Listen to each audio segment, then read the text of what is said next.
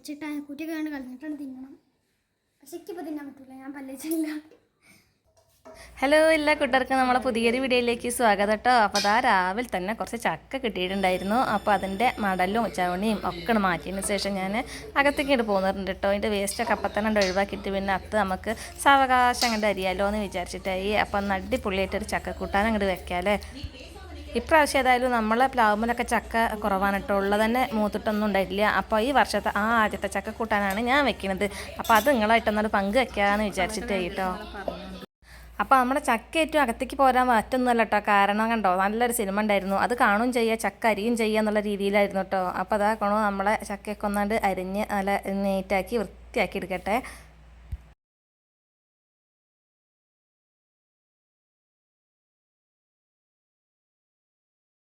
ചക്കക്കൂട്ടാൻ വെക്കാൻ അറിയാത്തോലായിട്ട് ആരും ഉണ്ടാവില്ല. പക്ഷേ ഞാൻ വെക്കുന്ന രീതി നിങ്ങൾക്കൊന്ന് കാട്ടിത്തരികയാണ്. അപ്പോൾ നമ്മൾ അരിഞ്ഞ് വെച്ചിട്ടുള്ള ചക്ക നുറുക്കിയതൊക്കെ കുക്കറിക്കാണ്ട് ഇട്ട് കൊടുത്തിട്ടുണ്ട്. പിന്നെ അതിലേക്ക് ഒരു സ്പൂണ് മഞ്ഞൾപ്പൊടി ഇട്ട് കൊടുത്തിട്ടുണ്ട്, ഒരു സ്പൂണ് നമ്മളെ മുളക് പൊടി ഇട്ട് കൊടുത്തിട്ടുണ്ട് കേട്ടോ. പിന്നെ ആവശ്യത്തിന് ഉപ്പും കൂടി ഇട്ട് കൊടുത്തിട്ടുണ്ട്. ഉപ്പൊന്നും ഏറരുത് കേട്ടോ, ഉപ്പൊക്കെ ചക്കയിൽ ഏറിക്കഴിഞ്ഞാൽ ഒരു വസ്തുവിനും പറ്റൂല.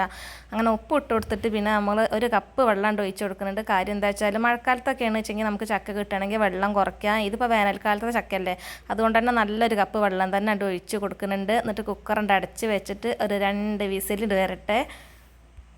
അങ്ങനെ വിസിൽ വരുമ്പോഴേക്കും നമുക്ക് അതിൻ്റെ അരപ്പും തയ്യാറാക്കണം. പിന്നെ കുറച്ച് വത്തൾ മീൻ ഉണ്ടായിരുന്നു കേട്ടോ, അതുകൊണ്ടൊരു മീൻ കറി ഉണ്ട് വെക്കണം. ചക്കയ്ക്കൊക്കെ മത്തിക്കറിയൊക്കെ അടിപൊളിയാട്ടോ, പക്ഷെ മത്തിയൊന്നും നമുക്കിന്ന് കിട്ടിയിട്ടില്ല. അപ്പോൾ ഞാൻ വിചാരിച്ച് വത്തൾ കറി വെക്കാമെന്ന് വിചാരിച്ചിട്ടോ. അപ്പോൾ തലേദിവസം വാങ്ങിയതായിരുന്നു. അപ്പോൾ ഞാനത് വറക്കാൻ വേണ്ടിയിട്ട് കുറച്ച് മസാലയും പരത്തിയിട്ടുണ്ട്, കറി വെക്കാൻ കുറച്ചത് മാറ്റിയും വെച്ചിട്ടുണ്ട് കേട്ടോ.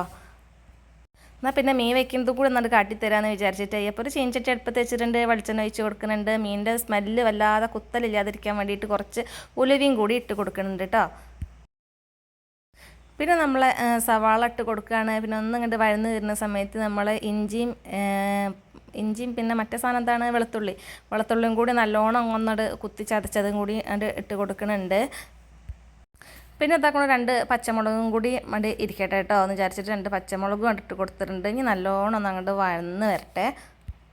അപ്പോൾ നമ്മളെ വെളുത്തുള്ളിയും ഇഞ്ചിയും സവാളയും പച്ചമുളകും ഒക്കെ ഒന്നിട്ട് വഴന്ന് വരുന്ന സമയത്ത് തന്നെ ഞാനൊരു തക്കാളി ചെറുതാക്കി അരിഞ്ഞതാണ് ഇട്ട് കൊടുത്തിട്ടുണ്ട്. കൂടെ തന്നെ കുറച്ച് ഉപ്പും കൂടി ഇട്ട് കൊടുത്തിട്ടുണ്ട് കേട്ടോ. പിന്നെ തക്കാളി ഒന്ന് വേവാൻ വേണ്ടിയിട്ടൊന്ന് അടച്ച് വെച്ചിട്ട് വേവിക്കുകയാണ്. പിന്നെ നമ്മൾ ആവശ്യമായിട്ടുള്ള മസാലപ്പൊടികൾ ഇട്ട് കൊടുക്കുകയാണ്. വെറുതെ നമ്മളെ മഞ്ഞൾപ്പൊടി മുളക് പൊടി മാത്രമേ ഇട്ട് കൊടുത്തിട്ടുള്ളൂ, മല്ലിപ്പൊടി ഇട്ട് കൊടുത്തിട്ട് ഇല്ല കേട്ടോ.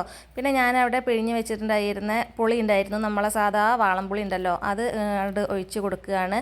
സാധാരണ കുടംപുളിയാണ് ഇട്ട് കൊടുക്കൽ, ഇന്ന് കുടംപുളി അല്ല, ഒന്ന് വാളംപുളിയിലാണ് നമ്മൾ കറി വെക്കൽ. പിന്നെ ആവശ്യത്തിനുള്ള ഉപ്പും കൂടി ഇട്ട് കൊടുക്കുന്നുണ്ട്. വീണ്ടും ആദ്യം സവാള വഴറ്റാൻ ആവശ്യമായിട്ടുള്ള ഉപ്പ് ഇട്ട് കൊടുത്തിട്ടുണ്ടായിരുന്നു. പിന്നെ ഞാൻ കുറച്ചും കൂടി ഉപ്പ് ഇട്ട് കൊടുത്തിട്ടുണ്ട് കേട്ടോ.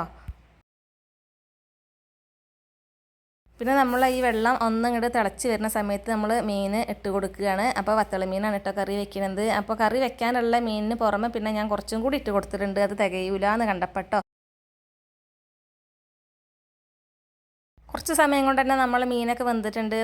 വാങ്ങിയതിന് മുമ്പ് ഇത്തിരി കറിവേപ്പിലയും വെളിച്ചെണ്ണയും കൂടി ഇട്ട് കൊടുത്തിട്ട് നമ്മൾ കറി അവിടെ വാങ്ങി വെക്കാം. അപ്പോൾ ചക്കയ്ക്കുള്ള അരപ്പാണ് കേട്ടോ. അപ്പോൾ അത് അപ്പോൾ തേങ്ങ ഒന്നുകൊണ്ട് ഒതുക്കിയെടുക്കേണ്ടേ വരുള്ളൂ. അപ്പോൾ ഞാൻ വേഗം അമ്മീമിക്കാൻ ഓടിയിട്ടുണ്ട് കേട്ടോ. അപ്പോൾ ചെറിയ ജീരകം എടുത്തിട്ടുണ്ട്, പിന്നെ കുറച്ച് ഒരു 2-3 പണ വെളുത്തുള്ളിയും പിന്നെ ചെറിയ ഉള്ളിയും പിന്നെ തേങ്ങയും കൂടിയാണ് ഇട്ട് എടുത്തിട്ടുള്ളത്. അപ്പോൾ അതൊക്കെ ഒന്നുകൊണ്ട് ഒതുക്കിയെടുക്കട്ടെ.